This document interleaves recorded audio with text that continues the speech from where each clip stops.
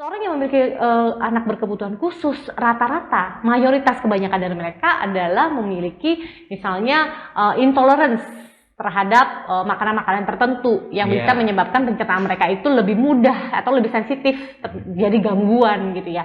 Sedangkan yang kita tahu imunitas kita itu 70-80%-nya dari pencernaan.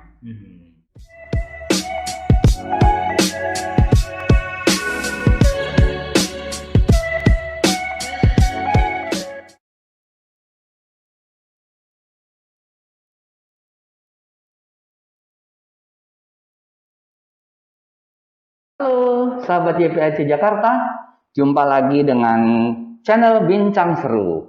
Ini adalah channel yang kita siapkan khusus untuk membicarakan masalah-masalah parenting, edukasi, khususnya untuk anak-anak dan anak-anak berkebutuhan khusus.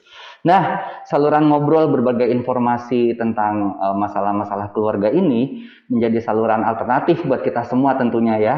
Nah, beberapa episode sebelumnya banyak sekali topik-topik menarik yang sudah kita sampaikan dan pasti sahabat YPAC Jakarta sudah pernah mengikutinya.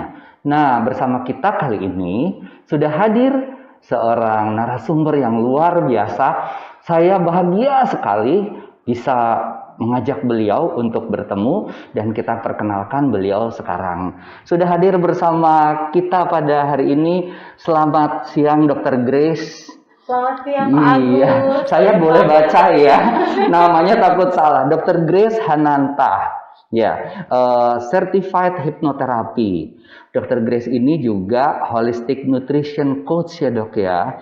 Lalu di Instagram beliau, di sosial media beliau itu tertulis Holistic Health Consultant, lalu Health and Life Motivator, dan yang penting yang harus kita ketahui bersama, beliau adalah orang yang sangat luar biasa karena ternyata selain bertugas di Satgas Covid, beliau Dr. Grace ini adalah duta perubahan perilaku. Dan saat ini betul atau tidak dok informasinya? Direktur kampanye gerakan pakai masker. Iya benar. Nah, jadi kita sekarang pakai masker nih ya dok ya. Jangan sampai salah nanti ya. Nah, Dr. Grace akan bersama kita pada hari ini untuk membahas masalah yang paling krusial nih. Boleh ya dok? Senang sekali bisa bertemu dengan dokter pada siang hari ini. Saya juga senang sekali diberikan kesempatan untuk bisa sharing sama sahabat YPAC Jakarta, sama Pak Agus, sama semua rekan yang ada di sini. Baik, dok. Kita langsung ya dok ya. Oke. Karena pembicaraan ini sekarang pertanyaannya masih seputar ini kan, aduh dok. Sekarang tuh banyak sekali hoax yang beredar ya. Kami tidak tahu apakah ini hoax atau bukan. Jadi ini adalah pertanyaan yang sangat pantas untuk dijawab oleh ahlinya nih, gitu ya. Karena ini muncul dari orang tua dok ya. Di YPAC Jakarta kan lembaga yang memberikan layanan kesehatan dan juga pendidikan buat anak-anak berkebutuhan khusus, khususnya yang mengalami cerebral palsy. Pertanyaannya ini hoax atau bukannya ini? Apa benar sih dok kalau pandemi itu tidak bakal hilang atau tidak pernah ada akhirnya gitu? Iya, jadi sebetulnya jawabannya adalah pandemi ini akan bisa juga diatasi, dikendalikan dan akhirnya bisa hilang gitu ya. Tapi memang butuh waktu dan memang usaha dari kita semua nih, termasuk Pak Agus, saya, tenaga kesehatan yang lainnya dan juga seluruh masyarakat Indonesia. Kenapa? Karena untuk mengendalikan pandemi itu supaya bisa betul-betul kasusnya kan sekarang sudah mulai turun ya. Iya nih dok, turunnya ini benar-benar turun atau kita takut nih dok, kemarin ada rumor lagi katanya nanti ada gelombang ketiga dan seterusnya gitu. Gimana tuh dok? Jadi kita memang tetap masih ada risiko menghadapi yang namanya gelombang ketiga, tapi kita kan semua berusaha gitu ya agar jangan sampai gelombang ketiga itu seperti kemarin gelombang kedua kita yang mengagetkan sampai puluhan ribu per hari gitu ya. Nah, oleh karena itu makanya pemerintah ini saat ini masih menggencarkan yang namanya vaksinasi gitu ya, dimana yang sekarang dituju kan pengennya kalau kekebalan secara masyarakat itu kan herd immunity 70% lah gitu kita bilangnya ya. Jadi setidaknya yang 70% yang mendapatkan vaksinasi ini dapat melindungi yang 30% yang tidak bisa divaksinasi. Jadi harapannya adalah kalaupun memang semua masyarakat ada misalnya contoh sahabat-sahabat YPAC, mungkin ada yang memang keluarganya yang berkebutuhan khusus sehingga pengobatannya memang harus diteruskan, tidak bisa mendapatkan vaksin, itu dilindungi oleh keluarganya atau sekitarnya yang sudah divaksinasi karena mereka bisa divaksinasi. Gitu ya. Jadi setidaknya dengan cara seperti itulah maka pandemi ini bisa dikendalikan. Bukan hilang, tapi Bukan hilang, dikendalikan. tapi dikendalikan. Oh, Jadi- nah, dicatat itu sahabat YPHC Iya. Jakarta bahwa pandemi mungkin tidak akan hilang, tetapi bisa dikendalikan. Yes, jadi mungkin kasusnya semakin Hmm. jarang, semakin sedikit. Jadi misalnya kalau kita lihat kan, kalau dulu ada flu Spanyol gitu ya, 100 tahun yang lalu gitu ya. Iya. Kemudian dikendalikan dengan segala macam, tak ada vaksinasi, kemudian juga pakai protokol kesehatan dengan benar, kemudian pola hidup sehat dan bersih gitu ya.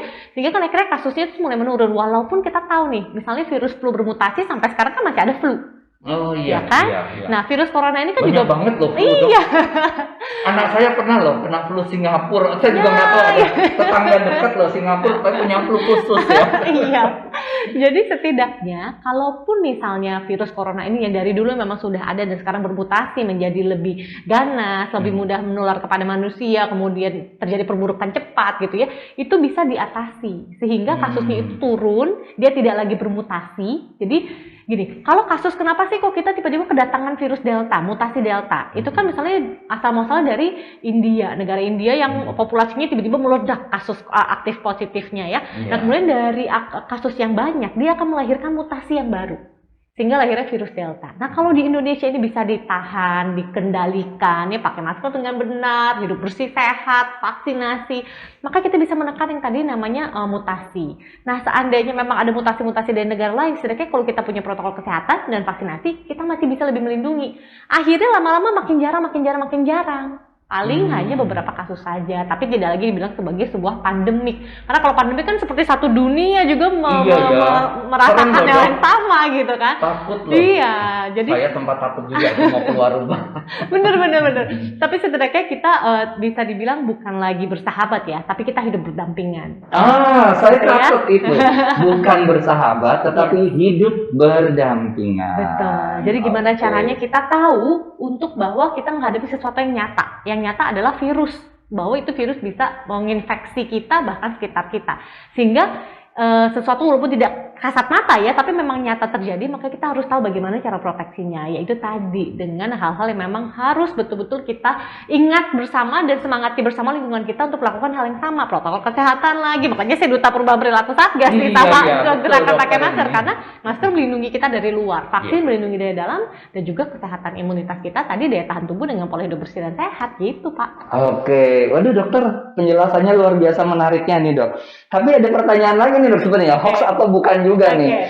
Tadi kan dokter bilang hidupnya berdampingan ya kita dengan COVID ya.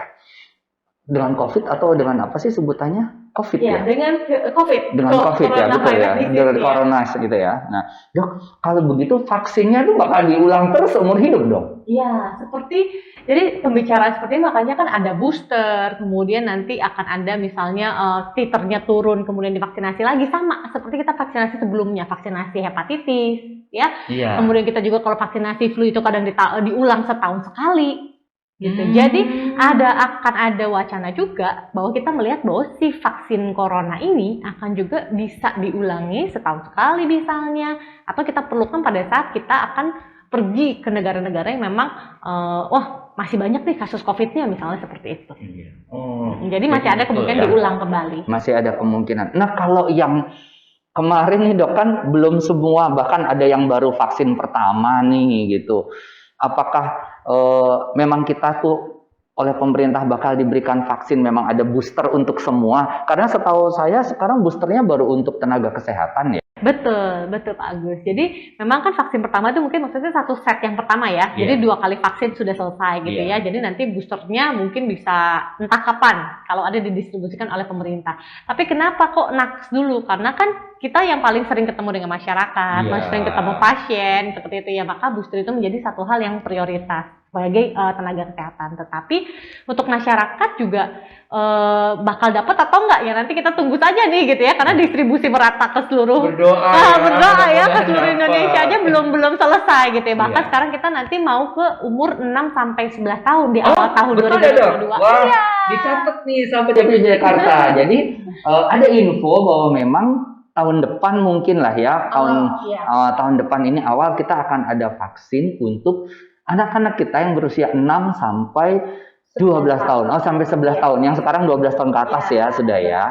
Wah, baik sekali. Nah, sekarang dok, saya tertarik dengan yang tadi dokter bilang hidup berdampingan. Bagaimana sih dok kehidupan kita nanti pasca pandemi yang berdampingan itu? Iya, jadi yang pasti adalah kita tetap harus waspada bahwa yang namanya virus itu adalah sesuatu virus atau yang menyebabkan penyakit menular. Iya. Sama seperti kita kena flu, sama seperti kita kena penyakit-penyakit demam berdarah deh, dengan walaupun penularannya dari nyamuk kan tetap itu adalah penyakit yang bisa terkena pada manusia gitu ya. Dengan kita punya pola hidup bersih dan sehat, maka kita bisa mengeliminasi itu semua. Kan kita tetap berdampingan dengan resiko-resiko ancaman. Aduh, kalau misalnya kita lagi ketemu orang, dia flu atau enggak ya, dia corona atau enggak ya, kan jadi seperti itu ya.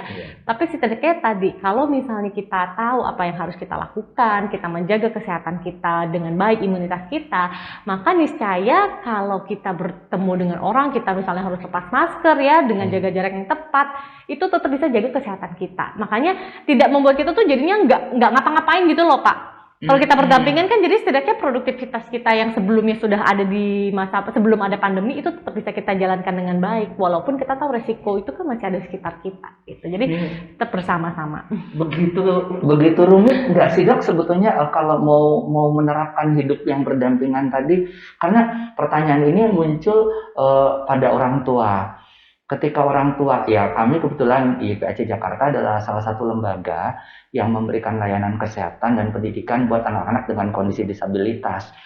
Ada kekhawatiran di sebagian orang tua kami bahwa kalau pergi membawa anak dengan kondisi seperti itu gitu tuh masih ragu begitu loh dok. Termasuk juga kita gitu masih takut tentang itu. Betul. Gini, kenapa anak berkebutuhan khusus itu menjadi lebih rentan ya terhadap resiko paparan dari infeksi virus, baik itu virus corona ataupun virus flu ataupun virus-virus lainnya gitu ya. Itu adalah karena mereka memiliki daya tahan tubuh yang memang lebih rentan dibandingkan dengan kita. Maksudnya adalah seperti ini. Seorang yang memiliki anak berkebutuhan khusus, rata-rata mayoritas kebanyakan dari mereka adalah memiliki misalnya intolerance terhadap makanan-makanan tertentu yang bisa menyebabkan pencernaan mereka itu lebih mudah atau lebih sensitif terjadi gangguan gitu ya. Sedangkan yang kita tahu imunitas kita itu 70-80%-nya dari pencernaan. Gitu ya. Jadi kalau kita bicara mengenai kenapa sih dok kalau misalnya anak-anak autis atau misalnya anak-anak berkebutuhan khusus misalnya cerebral palsy atau misalnya dengan rekan-rekan kita yang juga memiliki misalnya kekurangan secara sensorik, baik tunanetra ya, tunarungu, baik itu juga tunawicara gitu ya. Jadi kan itu menjadi satu hal kekurangan dari mereka dalam beraktivitas. Kalau misalnya kita lihat misalnya tunanetra, mereka kan berjalan atau misalnya melakukan sesuatu dengan meraba. Sedangkan kita tahu sekarang semua hal saja harus rajin-rajin cuci tangan, semua harus semprot-semprot gitu, pegangan pintu gitu kan. Naik kendaraan umum juga ya, pegang dindingnya gitu kan kita takut ya. Nah, jadi hal-hal seperti itulah yang memang harus diperhatikan lebih dibandingkan dengan yang misalnya anak-anak yang tumbuh secara normal misalnya gitu. Jadi yang memang berkebutuhan khusus ini harus ada ekstra perhatian dari caregiver-nya, dari ibunya atau orang tuanya atau yang mengasuhnya. Karena apa? Mereka butuh adaptasi yang baru nih. Jadi nggak cuma kita nih, kita dibilangnya sebagai punya adaptasi yang baru. Tidak hanya yang maksudnya bertumbuh secara normal saja, tidak. Anak dengan berkebutuhan khusus juga memiliki adaptasi kehidupan yang baru. Dan bagi mereka ini adalah satu hal tantangan yang baru karena mengulangi repetisi sesuatu hal yang baru. Perlu pembiasaan. Harus dibiasakan dan itu kan butuh ada caregiver atau yang mengasuh itu dengan sabar melatih repetisinya, mengingatkan kembali atau mengenalkan kembali. Misalnya kalau yang tunanetra, ingat ya kalau misalnya apa-apa jangan pegang wajah. Kalau kamu sudah meraba-raba kemana-mana, untuk kamu sudah ke satu tempat, setelah itu pokoknya harus cuci tangan dengan hand sanitizer atau dengan sabun sebelum menyentuh area wajah. Jadi diulangi terus. Kalau misalnya ada yang rungu atau misalnya ada yang kesulitan gitu ya, kita bisa cara-cara yang lain, misalnya edukasinya. Jangan lupa kalau misalnya masker, kalau bisa kamu cari maskernya yang mulutnya bening ya, jadi ada lapisannya supaya kamu tetap bisa berbicara atau kamu membuat orang yang berbicara denganmu itu juga terbaca mulutnya. Tidak, kalau misalnya mereka nggak bisa bahasa isyarat kan pasti harus membaca mulut ya. Iya. Nah kalau ketutup masker kan kasihan untuk rekan-rekan Iya. kita yang tunarungu, akhirnya Iya. mereka bingung gitu mau kalau deket-deket jaga jaraknya pasti bablas. Harusnya Iya. kan jarak 1 meter. Iya. Tapi jarak 1 meter nggak bisa dengar pasti kan akan lebih dekat lagi. Nah Iya. yang seperti itulah yang memang sebetulnya sih membuat rekan-rekan yang berkebutuhan khusus ini harus memiliki support yang lebih. Gitu ya, support yang lebih agar mereka tuh bisa memiliki kemudahan dalam beradaptasi kebiasaan yang baru. Karena apa? Kita kan walaupun pandemi ini akan segera terkendali, tapi kita nggak tahu kapan. Sehingga semua itu harus dimulai dari sekarang dan bahkan mungkin sudah dari setahun sebelumnya dari hari ini gitu. Terima kasih banget nih Dok. Aduh, ada catatan penting yang saya catat nih ya. Hal-hal penting yang saya catat adalah yang pertama bahwa memang kita tuh tidak akan pernah bisa hilang ya. Pandemi ini tidak akan pernah bisa hilang, tetapi kedepannya kita memang akan hidup berdampingan dengan situasi COVID seperti ini ya. Lalu supaya bisa itu, maka kita harus memerlukan adaptasi terhadap kehidupan kita. Bagaimana hidup yang berdampingan seperti itu ya. Khusus lagi untuk anak-anak kita yang berkebutuhan khusus, maka dibutuhkan support yang lebih khusus mungkin pendekatannya untuk mereka bisa memahami itu dan melakukannya dengan lebih mudah. Karena ada proses untuk mereka belajar sesuatu yang mereka tidak pernah sadari sebelumnya bahwa itu ternyata mengundang resiko ya dalam kehidupan mereka. Baik, terima kasih Dok udah bincang-bincang tentang masalah ini. Nah, sahabat YPC Jakarta, jangan lupa pembicaraan kita sangat menarik bukan?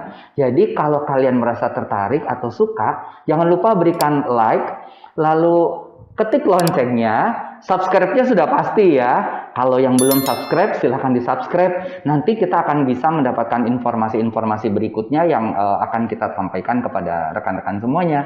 Dan jangan lupa, nanti setelah ini kalau memang ada pertanyaan-pertanyaan, boleh tulis di kolom komentarnya. Nah, terima kasih Dok.